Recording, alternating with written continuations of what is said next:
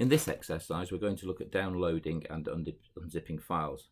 This is quite an important exercise because a lot of the time this is the sort of way in which we can put files together in a file and download and then get them downloaded in one package, but we need to unzip them.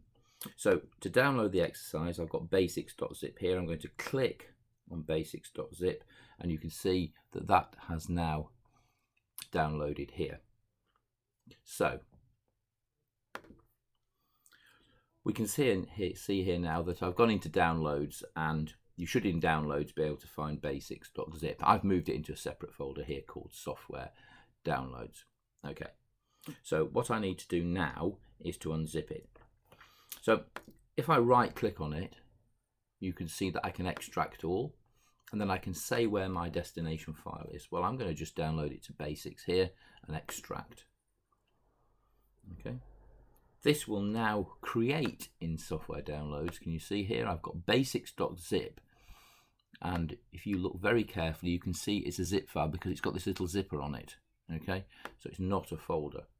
Whereas basics here is a folder, and inside it, I've got this. Now you need to be very careful here because if you open up the zip file, it looks as if you've got the folders, but they're all zipped up, and in some cases trying to get at these files can be difficult. They might not be saved to the right place nor in the right format, so it's always advisable to extract your zip file, and then I usually delete it so I'm not any more confused by this, which is basics.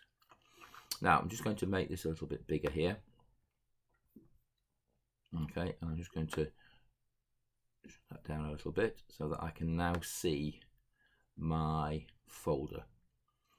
Okay, now there are some questions that go with this exercise. So I'm just going to shut those down and look at the questions. It says, what is the size of the basic file.zip? To find the size of a file, okay, it's a shame that I've downloaded it, but to a file or folder, you can right click on it and go to properties. And here you can see the size, 1.16 megabytes. Okay, that's the size of the basics file, but that's not the basics.zip file. You have to find that out for yourself. Other things that you might want to do are view details, and then when you go into basics and say into word processing, you can see the type of the file, which is a document signified by docx here. And if you can't see that, you may want to go over to here to file name extensions, okay, and they will show you the extensions. So docx is a Word document. Okay, and again you can see the size here. Countries is 27k kilobytes and so forth. Okay, and if you look down the questions, most of them are how many folders and subfolders there are.